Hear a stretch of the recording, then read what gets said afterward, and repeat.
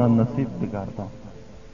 خدایا این بندگانت را همراه پیغمبران و همراه دوستان خودت در محشرگاه قائم بگردان.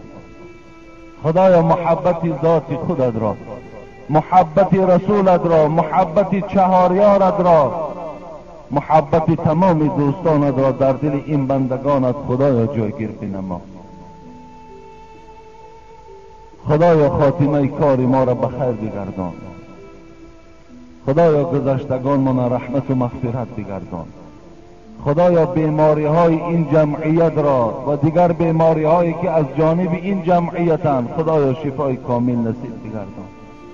فرزندهایی که امروز از این مملکت ما و شما در سفر هستند خدایا سفرهاشون بی خطر بگردان.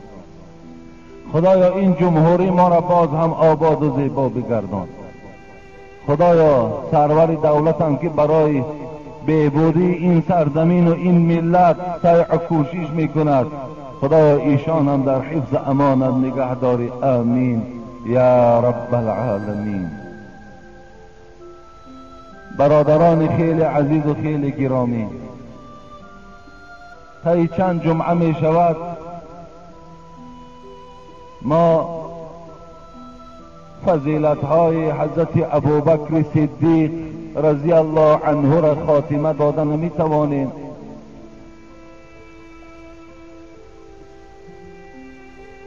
و باز این جمعه هم که باشد از اوصاف ایشان، از فضائل ایشان، از حیات ایشان من به سمع شما میرسانم.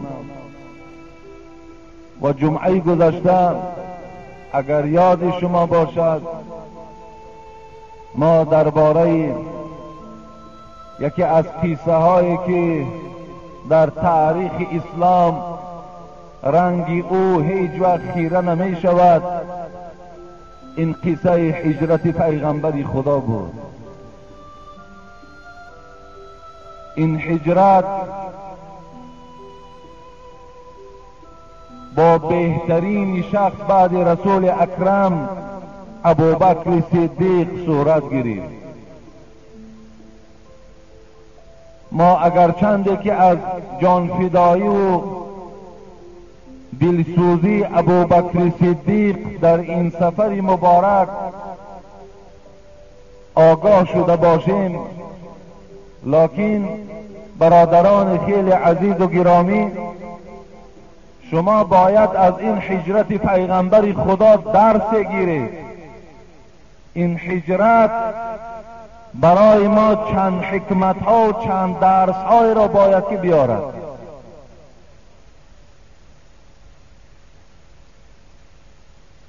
شما ببینید زمانی که حبیب خدا محمد صلی الله علیه و سلم به صحابگان خود با کسانی که اسلام قبول کردند سپارش داد که شما مکه مکرمه را ترک سازید، از این وادی، از این شهر شما بیرون شوید. صحابگان مسلمان های آن دور 50 سال و 60 سال که در یک کوچه، در یک دیهه، در یک شهر حیات به سر می بردند، زن داشتن، فرزند داشتن، مال و اسباب و انجام داشتن، برای خاطر سخن پیغمبر خدا، برای نصرت یافتن دین اسلام این مکان 50 ساله و 60 ساله شان ترک ساختند.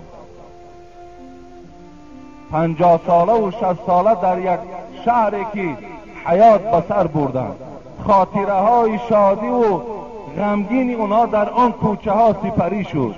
پدر و مادر اونها در همون شهر حیات به سر می بردند، از همه گذشتند و هجرت برای خود اختیار کردند.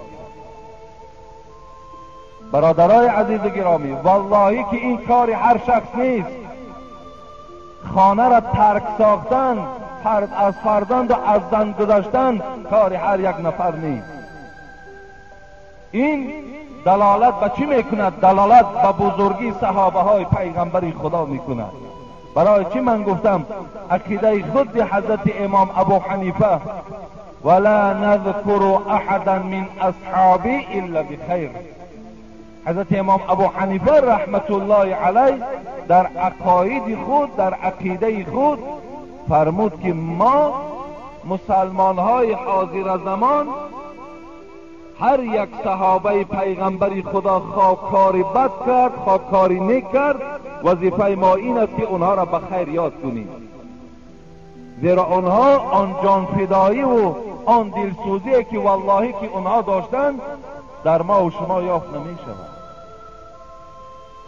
حبیب خدا بیهوده نگفتند لا تسبوا اصحابی لو ان احدكم انفق مثل احد ذهبا ما بلغ مد احدهم ولا نصیفه رواه مسلم. اگر شما گفتند ای بندگان، اشاره به سوی ما و شماست، اگر گفتند برابر کوی احد 100 تانه یا 200 تانه طلا را در راه خدا اگر خیر کنید، حبیب خدا گفت برابر نیم تنگه که صحابه من در زمان خودش خیر کرد برابر شده نمیتواند. برای اونا از روی اخلاص دادند، اونا از روی صدق دادند، اونا اصلشان از روی خدا ترتیب بود. این هجرت پیغمبر خدا یک حکمتش همین است که بزرگی صحابه ها را در این هجرت بیان میکند. ما حق ملامت و مذمت و محاکمه هیچ صحابه پیغمبر خدا نداریم. اگر دادرای عزیز در کدام مجلسی که شما می نشینین یکی مبادایی که یگان جوانی بی عقل، یگان جوانی بی معرفت، یگان جوانی بی فرهنگ، وی البته معرفت دارد لیکن وی دشمن است، وی دوست نیست، وقتی که وی اطراف صحابه های پیغمبری خدا زبان لعن یا زبان دشنام میکشاید، شما بعد شنیدن این قدر قصه های صحابگان پیغمبر اگر خاموشی را برای خود اختیار کنید، به خدا قسم در جان خودتان ظلم کردید.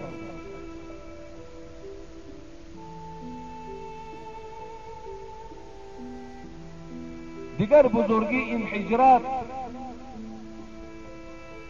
این را نشان می‌دهد. برای چی صحابگان پیغمبر خدا، مسلمان های زمان پیغمبر از خانه و از زن و فرزند گذشتن؟ برای چی اونها را مجبور ساخت؟ ان الذين يخشون ربهم بالغیب لهم مغفره و اجر کبیر. ما برادرای عزیز و گرامی سوره ملک تبارک الذی بیدی الملک بالای قبر میخوانیم، لیکن افسوس که از معناش درک نداریم. فکر میکنیم که سوره ملک خاص قبر است، لیکن الله در این سوره مبارکه میگوید آن کسانی که از پروردگار غایبانه میترسند. غایبانه میترسند. چگونه غایبانه میترسند؟ آتش دوزخ خدا را ندیدن لیکن از دوزخش میترسند. عذاب خدا را ندیدن، وجود الله را ندیدن، وجود رسول اکرم را ندیدن، لیکن ایمانی به خدا میارند، اطاعت الله میکنند، اطاعت رسول میکنند. الله گفت آن بندگانی که از من غایبانه میترسند برای اونها ما مغفرت، برای اونها اجر بزرگ، برای اونها ما همیشه نصرت عطا میکنیم. اون صحابگان پیغمبر خدا در اون زمان سبب نصرت و برارشان این بود که خاص عملهاشان از برای خدا بود. امروز برای چی ما و شما اینقدر خار شدیم، اینقدر عذاب داریم، اینقدر دشمنای خدا بالای ما و شما ظفر میابند، عذاب میدهند؟ به خاطر که دیگر در دل ما و شما محبت، عشق خدا وجود ندارد.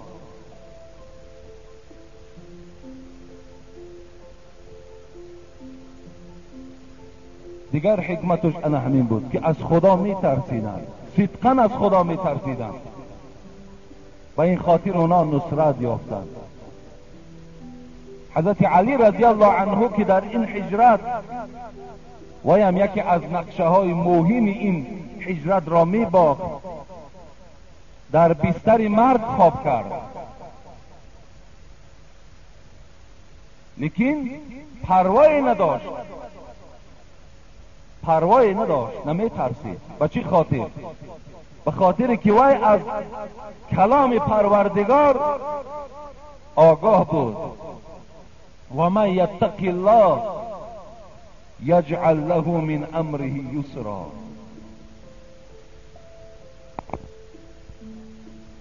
باری میگوید دربار پادشاه مصر در آمد. اون زمان میگد احمد طولون میگد پادشاهی میکرد.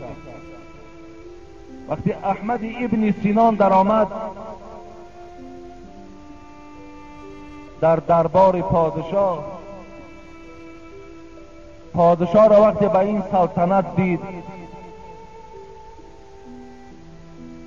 با این خیلی لباسهای برجسته و زر و زیور دید، جسور بود، با غیرت بود. طرف پادشاه گشت و گفت از خدا بترس. گفت ببین امروز خیلی غیرت لازم است. ما یک برادری که در پهلو ما باشد و یک گفتن نمیتونیم که از خدا بترس. گفت ای پادشاه، گفت از خدا بترس.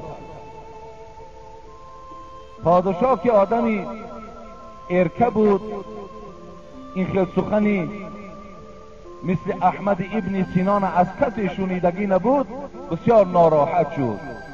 در حال امو خادماش خدمتگاراش فرمان داد. چی فرمان داد؟ گفت یک شیر را میارید، درنده یک شیر، 5 روز به او چیزی ندهید تا آنچنان گرسنه شود که این شخصی که مرا از خدا میترساند و یا پاره پاره سازد، اثر از این مرد باقی نماند. همچنان خادما کردم. در داخل میگد همون یک قفس انداختند.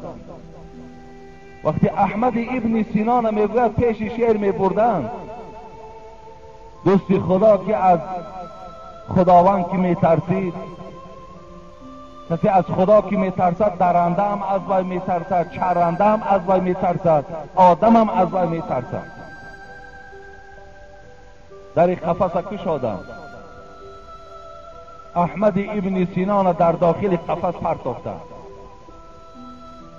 در را پوشیدند، همگی پوش گردانیدند. گفتن فردا به سراغش می آییم، هر چیزی که دیدیم نزد پادشاه برده خبر می دهیم.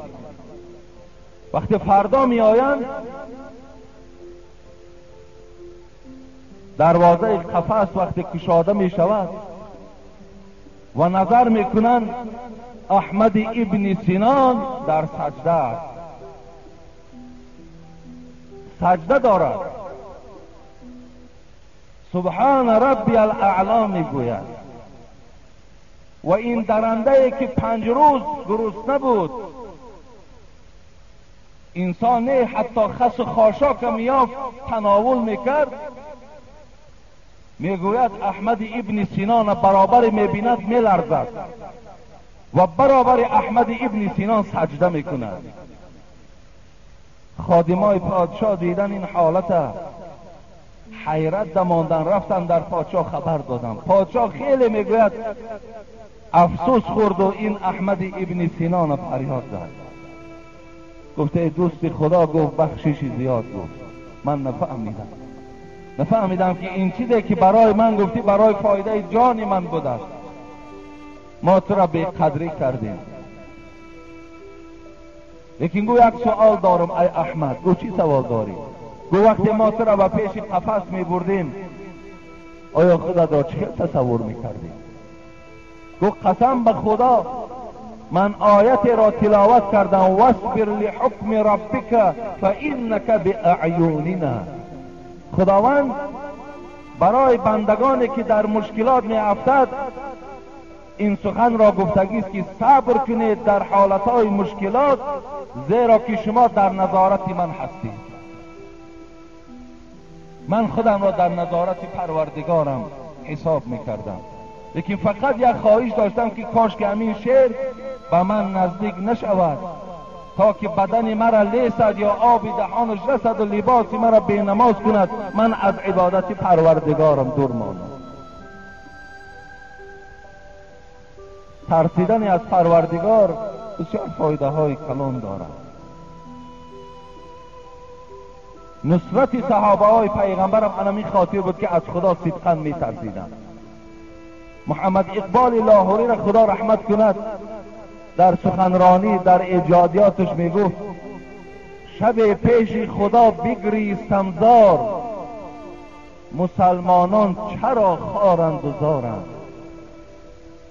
چرا اینقدر مسلمان ها خار شدند؟ چرا اینقدر ذلیل ماندند؟ چرا اینقدر زیر پای این ظالما ماندند؟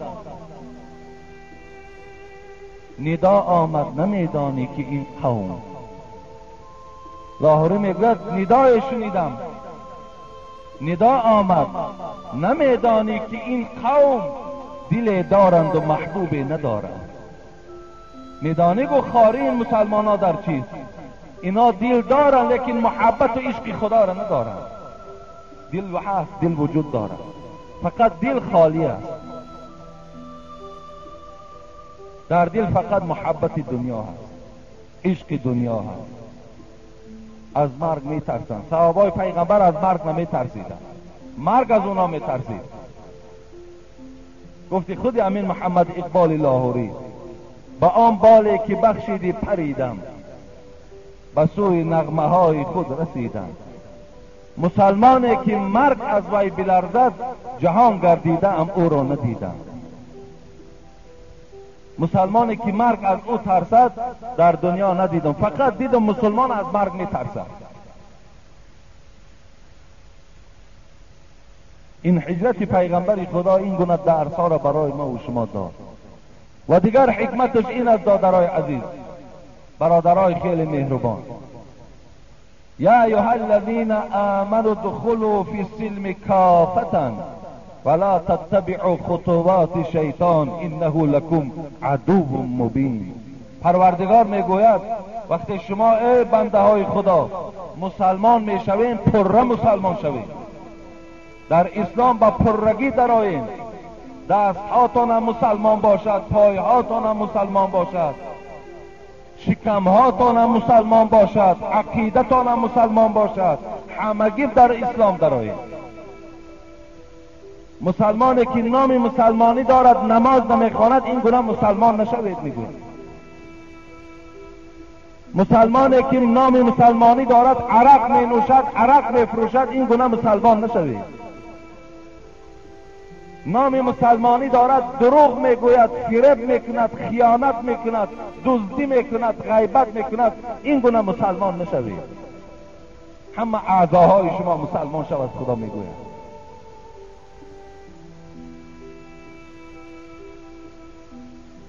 افسوس که امروز مسلمانی ما و شما ممکن 50 در 50 شده باشد، حتی 50 در 50 باور که زیاد است. شاید امروز اسلام ما و شما 10 به 90 شدگی باشد. از 10 فاید اسلام اجرا میکنیم، 90 فایدش اجرا نمیکنیم. شما یک بار شهر براین، همین شهر همه چشم دارید. دخترای تاجیک نظر کنید در کدام احوال هستند. دخترای ما و شما هستند. خودمان در نمازیم، دختران در کدام حالت قرار دارند. دختر مسلمان امروز فاتحه می پوشد، باز تلفن میکند میگویند که اگر لباس فلان پوشی نکاش باقی نمیماند، تا اگر نکاش نشکند وای بس نمیکند. لیکن صحابه های پیغمبر با پررگی مسلمان بودند، جان فدا بودند.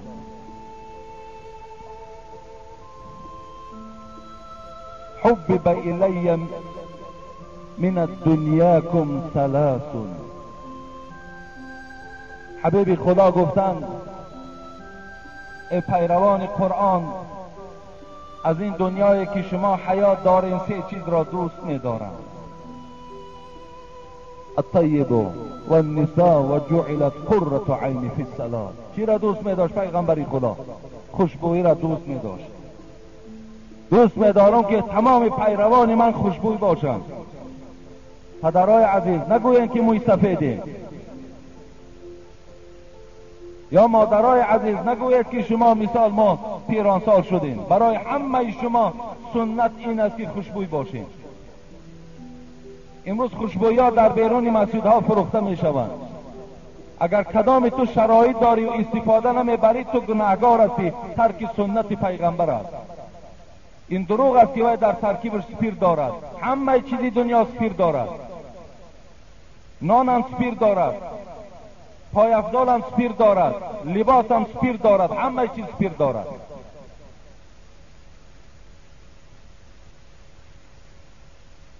حبیب خدا خوشبویی را دوست می داشتند.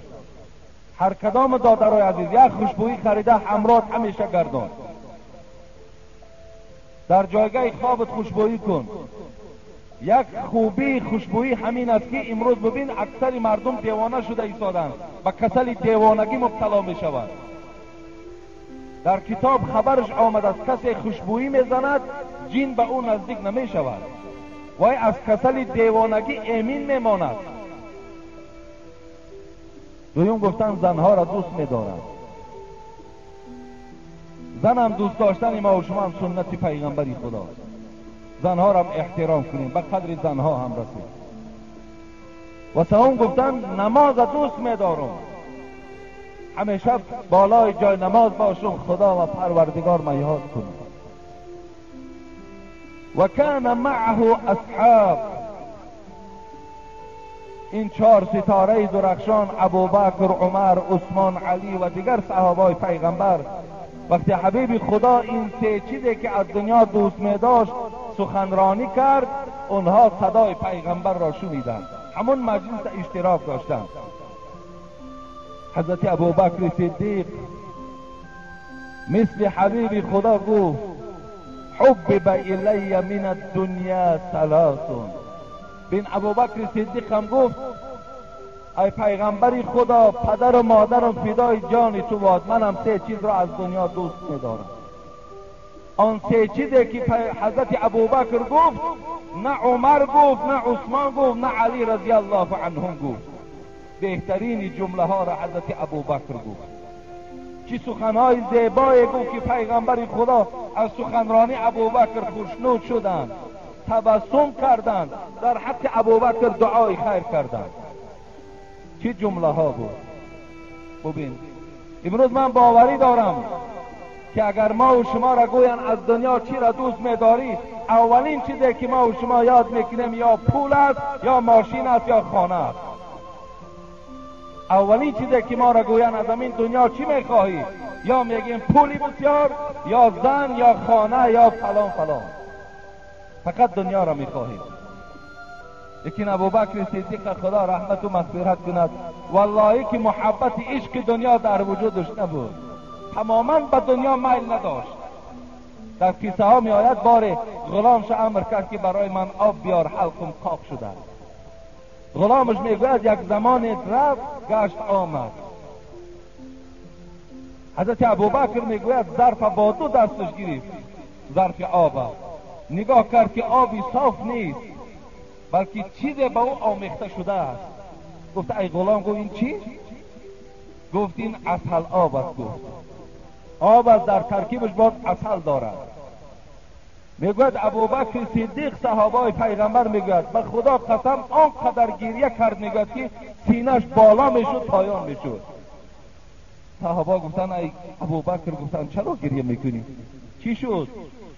گفت من دم آخری پیغمبر خدا همراه رسول اکرم بودم، زمانی که جان به حق تسلیم میکرد با دست مبارک چیزی را اشاره میکرد که دور شو دور شو، لیکن من هیچ چیز را نمیدیدم. و از حبیب خدا پرسیدم ای حبیب خدا چرا به دستت اشاره کردی؟ چرا گفتی دور شو؟ گفت برای من زینت دنیا را آوردن. ابوبکر میگوید ترسیدم که همان شیرینی دنیا همین عسل آب نباشد، همون شیرینی دنیایی که حبیب خدا گفت از من دور شو مبادا همین عسل آب نباشد که من در فتنه دنیا رو برو شوم. پرهیز ببینید چی گفت ابوبکر صدیق؟ النظر الى وجه رسول الله و انفاق مالی على رسول الله و یکون ابنتی تحت رسول الله. سه جمله، این سه جمله که ابوبکر گفت کجاست همون دشمنای ابوبکر صدیق که این سخنهای گرانبها و قیمتبهای ابوبکر صدیق گوش اندازند؟ کجاست همون دشمنای ابوبکر؟ و دشمن ابوبکر در آتش است. سخنرانی ابوبکر گوش اندازه. یکم چیزی که از دنیا ای پیغمبری خدا دوست می‌دارم النظر الی وجهک، فقط همین دو چشم من چهره مبارک تو را تماشا کنه. یکم محبتی که از دنیا دارم این است که هیچگاه نمیخواهم که چشمهای من از تماشای چهره تو کنده شود. همیشه تماشا به سوی چهره زیبای تو. حضرت برای ابن عازب میگوید که روایت بخاری است کان رسول الله صلی الله علیه و سلم احسن الناس وجها، بهترین مردم از روی زیبایی حبیب خدا محمد صلی الله علیه و سلم است. ابی جحیفه میگوید بار مردم زیاد در اطراف پیغمبر خدا جمع شدند، با حبیب خدا سلام میکنند، بعد سلام دستهاشون در چهره هاشون میمالند. چگونه بعضی امروز برادرای ما و شما هم سلام میکنند، بعد سلام با یک اهل علم دستهاشون در دیده هاشون میمالند. صحابای پیغمبر میگوید ابو جحیفه میگوید سلام میکردند دستهاشون در دیده هاشون میمالیدند، برای محبتی با پیغمبر داشتند. ابو جحیفه میگوید من طاقت نکردم که مثل مردم سلام کنم، بلکه چیکار کردم؟ فاخذت یدیه، من دست پیغمبر خدا را گرفتم و در بالای چهره خودم گذاشتم از روی محبت. میراویا میدانستم که در هر یک اعضایی که جسد پیغمبر خدا رسد وی از آتش دوزخ امان میماند. دست را گرفتم میگه در بالای چهره روی خود گذاشتم. لیکن ابی جحیفه قسمی به خدا میخورد که وقتی من دست وی در چهره خودم گذاشتم ابرد من الثلج و اطیب من ریح المسک، دستش میگوید قسم به خدا از برف دیده خنک‌تر بود میگوید. لیکن آنچنان خوشبوی بود دستش که هیچ بوی خوش روی دنیا به دست بوی رسول اکرم، بوی دست رسول اکرم برابر شده نمیتواند. این گونه زیبایی در چهره پیغمبر خدا وجود داشت.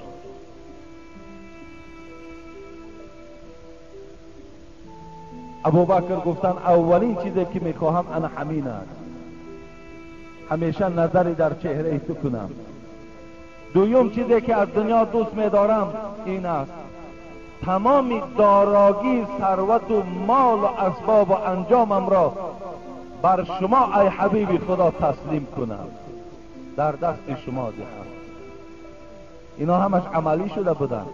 همیشه ابوبکر صدیق با رسول اکرم بود و 40,000 درهمی که همگی بایی و دولت و ثروت و پسنداز ابوبکر بود در دامن رسول اکرم ریخت. سوم چی گفت؟ سوم چیزی که دوست می‌دارم یگانه دختری دوست دارم عایشه در نکاح تو باشد. دوست می‌دارم که عایشه صدیقه در نکاح تو باشد. و اینم در عمل اجرا شد. پیش از 2 سال هجرت پیغمبر خدا در مکه مکرمه عایشه صدیقه را با رسول اکرم نکاح کردند. عایشه صدیقه خود حکایه میکند، میگوید در بیرون من بازی داشتم، با دوگانه هایم. و ناگاه مادرم رومان فریاد زد که نزد من بیا. میگوید دوان آمدم که یک تپیش در دل من پیدا شد که دلم بالا می رفت پایان می آمد. شلپر بودم، مانده شدم. مادرم گفت یک مقدار همین پسی در این بعد خانه می درآییم.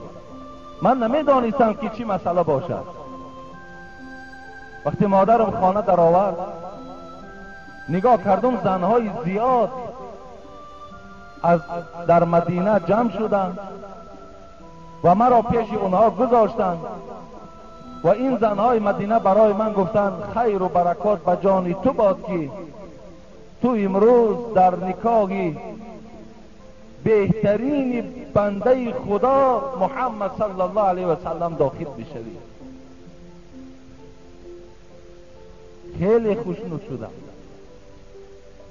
لیکن عایشه صدیقه میگه وقت مرا نکاح کردن ماه شوال بود. برادرای عزیز تصور شما یک حکمت از اینجا دور نکنید. ماه شوال بود. رمضان بعد رمضان شوال می آید. در ماه شوال عایشه صدیقه میگه که مرا پیغمبر خدا نکاح کرد. پس اینجا یک مسئله که امروز مردم ما را فرا گرفته از بعضی از مردای ما و شما پیرو این فتواهای زمکار شدن. بین دو عید میگویم که نکاح نادرست است. بین دو عید نکاح نادرست. پس این سخن عایشه صدیقه اثبات میکند که شما مردم دروغ میگویید. بین دو عید نکاح درست است. ببینید بعد رمضان ماه شوال می درآید. شوال می آید، ذوالقعده می آید، ذوالحجه، بعد عید قربان می شود. بین عید رمضان و بین عید قربان نکاح با طریق اولاد جایز است. برادرای عزیز این سخنه که بین عید قربان و عید رمضان جایز نیست، این از دوره های جاهلیت بود. این از دوره های پیش از اسلام بود.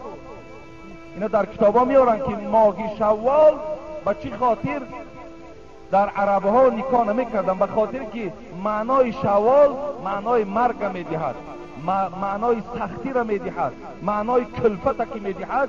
و یک روایت دیگر این است که در ماه شوال کسل طاعون آمده بود، آب پرتایه. دیگر مردم همین ماه را ماه بدبختی اعلان کرده بود، در این ماه نکاح نمیکردن.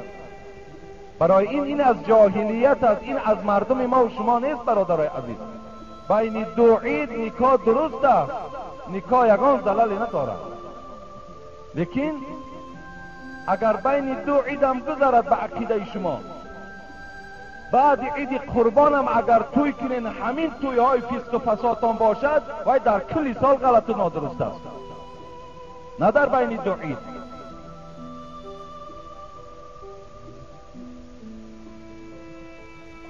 پس حضرت عایشه صدیقه را یا حکمت از اینجا من دور نکنم انامین بود که در ماه شوال نکاح او صورت گرفت. پس بین دو عید نکاح درست است. این فتوا است. من برای همه شما خبر میدهم. مبادا یک دختر مثال شوهر میتین، بچه هاتون زن میتین، اگر بین دو عید دم که آمد نکاح کنین، نکاح کنین درست است. عایشه صدیقه را رسول اکرم در ماه شوال نکاح کردند. دویم حکمت چیست اینجا؟ وقتی عایشه صدیقه میگوید مرا پیش زنهای مدینه آوردن، در همون خانه که گویم عایشه خودشان زندگی میکردن، توده زنها نشسته بودند و مرا پیش از آنه که به پیغمبر خدا تسلیم کنند سر و روی مرا شستند، مویهای مرا روغن کردند، بر من خوشبویی مالیدند. بعد حبیب خدا بعد چاشت، بعد گویم آفتاب برآمدن آمده دستی مرا گرفت و به خانهش بود. اینجا چه حکمت است؟ این مستحب بود است که عروس ها را پیش از خانه شوهر رفتن زنها آنها را آرا و تارا دهند. این مستحب است که آنها را شانه زنند، لباس های خوب پوشانند، خوشبویی کنند، بعد به خانه شوهر برند. این ثواب است، این درست است. لیکن دادرای عزیز من مسئولیت دارم، به خدا قسم. من میدانم شاید بعضی برادرها را نمیخواهند، شنیدن نمیخواهند، لیکن این قدر میگوییم که ما مسلمان هستیم، ما مسلمان هستیم، ما حقوق نداریم که دختری ما را یک مرد بیگانه آمده از پریگمخر آورده و او را آرا و تارا دهد. این گناه است وقتی که یک مرد بیگانه دست او در سر و زلف دختری من میرسد. این خیلی بیغیرتی و خیلی بیناموسی من نشان میدهد. این متاسفانه در مردم وجود دارد. دخترها را آرا و تارا دهیم، مویهای سرشان را نبریم. بسیار خوب میشه که اونها را با عقل آرا و تارا دهید، اونها را با کیبانوگی آرا و تارا دهید، بعد به خانه شوهرهاشان برید. زنهای مدینه عایشه میگوید مرا بسیار نصیحت کردند پیش از آن که خانه شوهر روم، لیکن امروز زنها را نصیحت نمیکنند.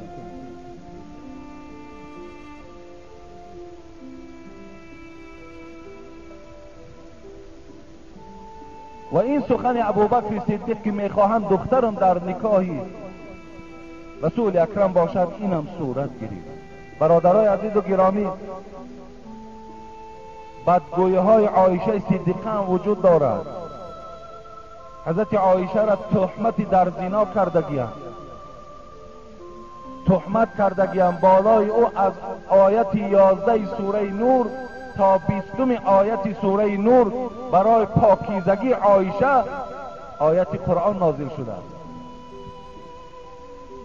این برای پیغمبر خدا را در خجالت گذاشتن، ابوبکر صدیق در عذاب گذاشتن. منافقات توانستند که یک آوازه تهمت در مدینه برپا کنند.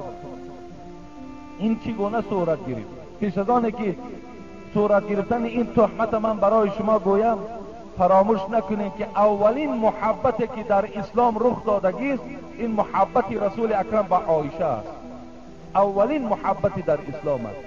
رسول اکرم خود در روایت های صحیح بخاری میگذارد محبوب ترین زن به سوی من این حضرت عایشه است. محبوب ترین زن عایشه را بسیار بسیار دوست می داشتند. حتی گفتند فضل عایشه علی النساء کفضل سرید علی سایر الطعام.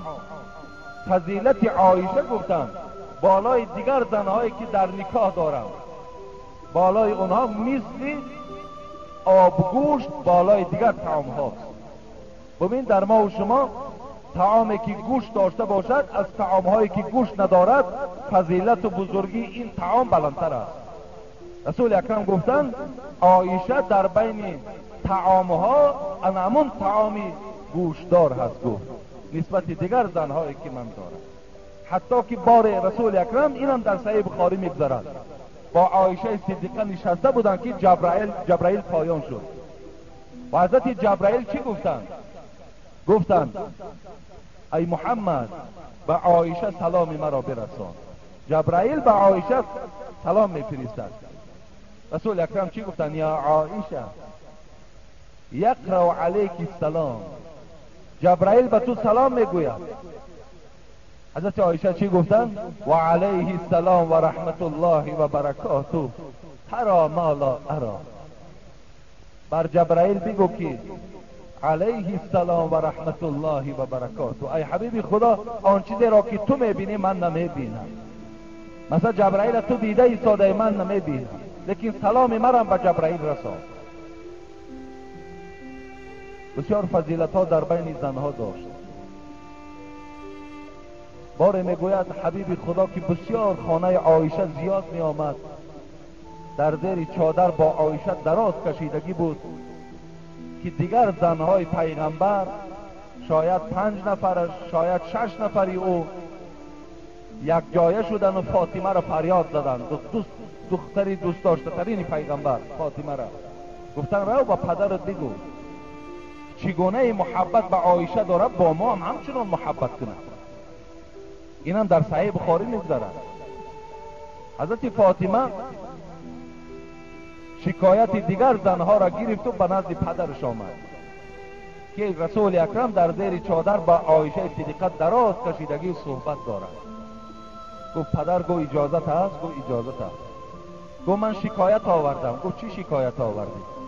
گفت دیگر زنهای تو میگویند چگونه محبتی به عایشه داری، به ما نیز همچنان محبت کن. گفت فاطمه، گفت تو دوست نمیداری آن کسی را که من دوست میدارم؟ گفت پدر، گفت دوست میدارم. گفت پس من عایشه را دوست میدارم و برای تو امر میکنم ای فاطمه عایشه را همیشه دوست دار. فاطمه میگوید از جاش خیست و آمد نزد این زنها. گفت با پدرم آن چیزی که پیشنهاد کرده رسانیدم، لیکن بر من این گونه جواب گفت. گفتن زنهاش گفت ما را قناعت نکردی، ما را قناعت نکردی. گفت خیز بار دیگر رو بگو آن محبتی که به عایشه داری به ما نیز همچنان محبت کن. فاطمه گفت قسم به خدا دویم باره پیش پدرم نمیرم. از جاش زینب ابن جحش خیست. این زن پیغمبری خدا بود، دختر عمش بود. حضرت عایشه میگوید در بین تمام زنهای پیغمبر در شرف و بزرگی قریب به من همین زینب برابر میشد. هم حسن جمالی خوب داشت، هم پاک دامن بود، هم دست بخیر داشت و همیشه شبها قیام لیل داشت. بسیار زنی خدا ترس بود، بسیار خدمتگار در پیغمبری خدا بود. میگوید زینب از جاش خیز گفت من شکایت شما را میبرم. خودش هم علم داشت زینب. آمد میگوید نزد حبیب خدا که همون حالتی که با عایشه دراز کشیدگی بود همون حالت قرار داد.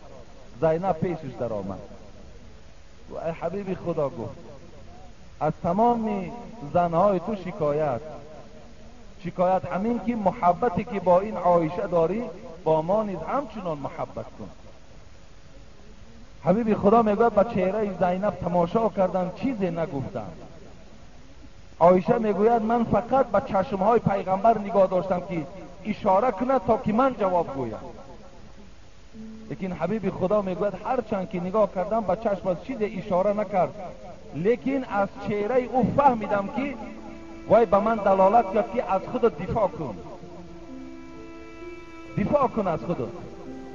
من میگوید با زینب مناقشه کردند، دو زن با یکدیگر روبرو شدن، جنجال کردند. ولی بعضی دو زنها سه زنها میگن بین ما جنگ است و دیگر. از این قصه ها برمیآید که در بین زنهای پیغمبر خدا هم رشک وجود داشت. میگوید مناقشه کردیم، لیکن میگوید در سخنرانی من زینب شکست دادم. عایشه میگوید من شکستش دادم. میگوید دیگر مجال حرف زدن نیافت و از جاش خیست میگوید و رفت به جانب زنها. گفت که رسول اکرم میگوید این دختر ابوبکر است. وقتی از جا زینب خیست میخواست که رود، گفت زینب، گفت یک لحظه، گفت این عایشه دختر ابوبکر صدیق است. زینب رفت به مردم رسانید. امام نووی میگوید برای چی پیغمبر خدا گفت که این دختر ابوبکر صدیق است؟ میگوید سبب و حکمتش در این است که یکمش عایشه را پدرش آدمی بزرگ بود و محبوب ترین مردها به سوی پیغمبر هم حضرت ابوبکر بود و دیگر این که یکی از زنهای دانا و زنهای خیلی زیبای پیغمبر هم حضرت عایشه بود. حتی رسول اکرم آنچنان غمخواری به عایشه میکرد که زیباگیش خیلی زیاد که بود، مردهای دعاخانه دعوت میکرد که آمده عایشه را دعای چشم خانه. بالای عایشه دعاخانی ها میکردن که وای خدا از چشم حاسدان و از چشم چشمگران نجات دهد. از این قصه هم حکمت برمی آید که چشم فقط به دعا آدم رد میکند، به خار و به نعل و به موره چشمی و به اینا چشم دور نمی شود.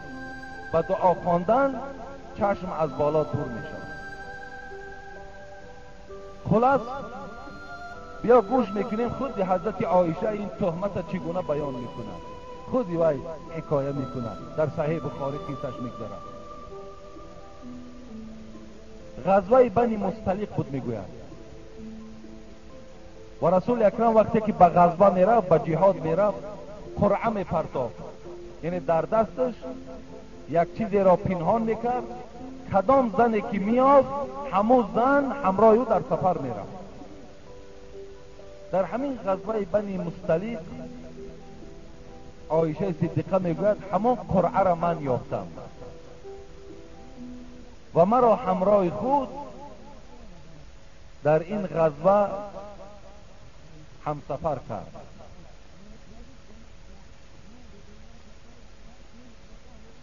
و برای من یک اشتر آماده کرد. بالای اشتر کجاوه داشتم. کجاوه را گفتن همون یک خانچه میسازن که اگر شما دیده باشین در بالاهای فیل هم میگذارن، در بالای اسب هم میگذارن، در بالای اشترها هم میگذارن و در او همون رهبرها و سردارها سوار میشوند. برای حضرت عایشه کجاوه ساختگی بودند، در داخل همون می در آمد، در خود می پوشید و این کجاوه او را می برداشتند، بالای اشتر می ماندند و رهسپار می شدند. حضرت عایشه می گوید وقتی که این غزوه تمام شد، مسلمان ها در این ظفر یافتند، پس گشته آمدیم، در یک وادی قرار گرفتیم. نصف شب بود که فرمان شد که بارها را بندین، رهسپار به سوی مدینه می شوید.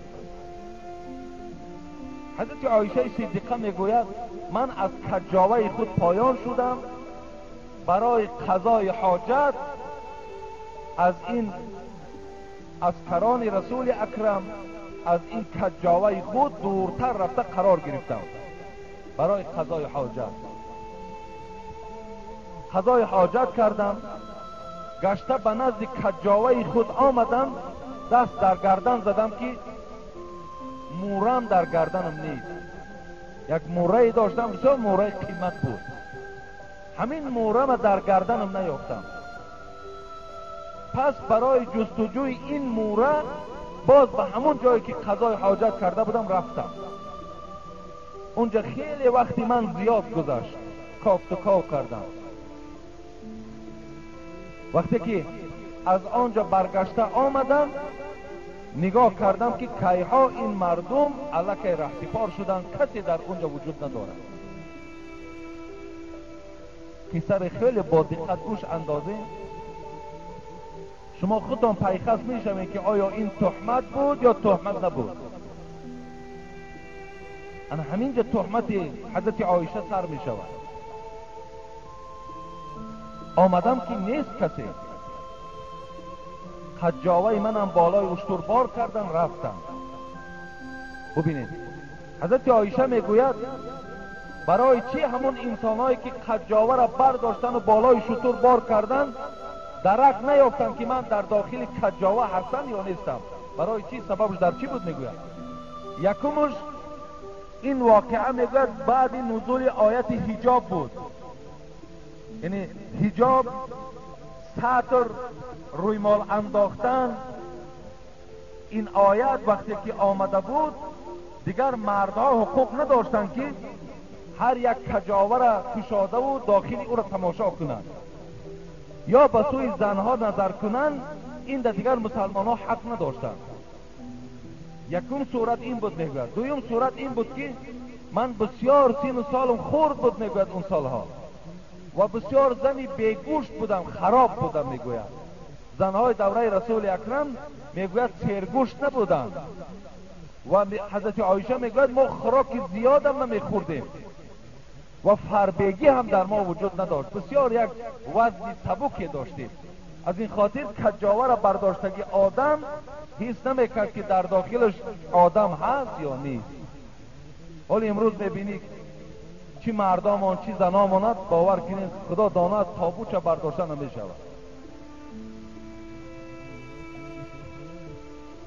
حبیب خدا در حدیث های مبارک گفتن میترسم از امتی که شکم داشته باشد. ببینید از امتی که شکم داشته باشد، از این گونه امت میترسم.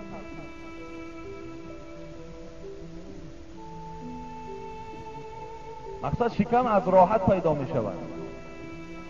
شکم بسیاری وقت از بیکاری پیدا می شود، از تربیه زیاد پیدا می شود. از تنبلی پیدا می شود.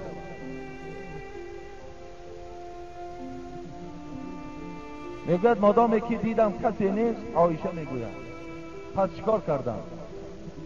پس در همون جایی که خوابیده بودم چادر ما بالای سرم کشیدم و در همونجا نشستم و گمانم همین بود که مادامی که رفتن در کجایی که رسیدن داخل کجاوه را میکشاین، میبینن که نباشم، باز به همینجا گشته میآیم و همچنانم شد. عایشه میگوید نشستم قریب دمی صبح شدند، میگوید بیپره شدم و در جای خود غلطیده خوابم بود. این زمان میگوید قاعده همین بود که از پس عسکرهای رسول اکرم یک آدم راه در جستجو کرده می آمد که اگر چیزی از مسلمان ها غلطیده باشد و هم می برداشت آورده در دست صاحبش تقسیم میکرد. این حالت میگوید من خواب بودم که یک صدای شنیدم از صوفان ابن معتل سلیمی که این لله و این الیه راجعون گفت. همون آدمی که از پس می آمد و هر چیز قفا مانده را می برداشت همراه خود می برد، راستی من آمد می گوید و همین کلمه را گفت این لله و این الیه راجعون. یک تعزیه بیان کرد، ما از خدا هستیم و به سوی خدا بازگشت داریم. میگوید صدای این مرد شنیدم برابر من از جای خود خیستم. قسم به خدا میگوید این مرد آنچنان مرد مسلمان بود که با من دیگر سخن نگفت، فقط اشاره کرد که بالای شتر سوار شد. میگوید شترش پایان کرد و اشاره میگوید بالای شتر سوار شدم و بند شتر را گرفت و به سوی مدینه رهسپار شدیم. انشاءالله در راه چی گفت و گذار شد و تا رسیدن این الک چی فتنه ها در مدینه منوره فرا گرفت، من میخواهم جمعه آینده ای را برای شما رسانم، زیرا وقتم انجام یافت، وقتم تمام شد و این قصه البته باز به خودش باز دوام دارد، نازکی ها دارد.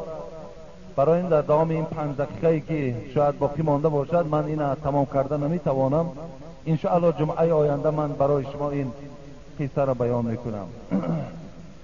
بابای قربان از تماشا تیپه از نفقش برای بینای مسجد یک مبلغ جدا کردند.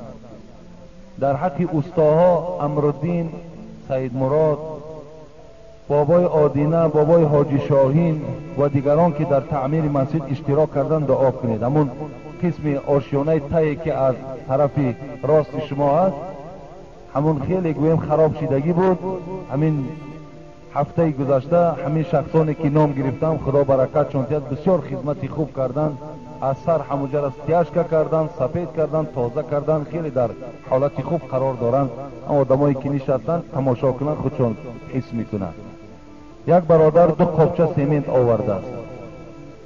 یک برادر دیگر من که هم سوداگر است هم امروز تعمیر خانه دارد، اینجا یک مبلغ برای تعمیر همین مسجد جدا کردن، گفتن نامانه نخوانید. خب پسرکی که طلبشان نام دارد در حق مادر و پدر محرومشان دعا خواستند. یک برادر دیگر هم اینجا یک مبلغ دادن که در حق من دعا کنید. از جنازه مرحوم فیضلی اینجا یک مبلغ آوردن و در حق آنهایی که در صندوق خیر کردند دعای خیر کنید. اینجا یک اعلان دیگر نویساندن، یک برادر از آشخانه که مبلغ پولی یافته است کسی گم کرده باشد مراجعت نماید. یعنی در آشخانه کسی اگر پول گم کرده باشد آشخانه رفته باشید، همونجا پول یافتند انشاءالله پولتانه پس میگردانند. کدامی که اگر گم کرده باشید کدام شهر است؟ خیلی شهر در شهر کسی که مبلغ گم کرده است خودش میداند دیگر کجا کدام آشخانه است، همونجا رفتن مراجعت کنین انشاءالله پول شما را پس میگردند. خدا ایمانش از خیلی آدم مسلمان بوده است که مثال آنچه که گم میشود با به صاحبش میگرداند. و برادرای عزیز برای همین پوشانیدن مسجد هم اگر کدام شما در کجای اگر مثال فرما درک دارین از آهن عبارت است. مثال یا با مبلغ‌های ارزان میفروشین یا که مثال میارین، اختیار به شما هست برای ما خبر دهین. خب یا کدام شما اگر از آهن مثال شرایط تأمینات آهن دارین، همون اوکالاکوی مثال 40 است، 50 است، 60 است، خب چیزی که باشه برای پوشانیدن همین اگر کمک کنین انشاءالله خیر می شود. انشاءالله خداوند این تمام میکند. از برادرای امروز روز به روز آمده کمک کرده ایستادن، لیکن به هر حال هم که باشد مبلغی کلان صرف می شود. ساختمان کارش خیلی مشکل است. البته ما آماده پوشاندن این دیگر همه طرفاش تمام کردگی هستیم. خب حتی یک برادر دیگر هم او روز آمده است همینجا اعلان کرده است که همین چند تریزه که می رود من خودم تریزه ها را در دوشنبه میکنم. پس ادرسش هم گذاشته رفته است. انشاءالله ما هم با او ملاقات میکنیم. خب و آخر دعوانا عن الحمد لله رب العالمین. خدای مهربان از ثواب و اجر و پاداش این موعظه در نامه اعمال همه ما و شما کتابت بفرماید و این بندگانی که امروز خیر احسان ها کردند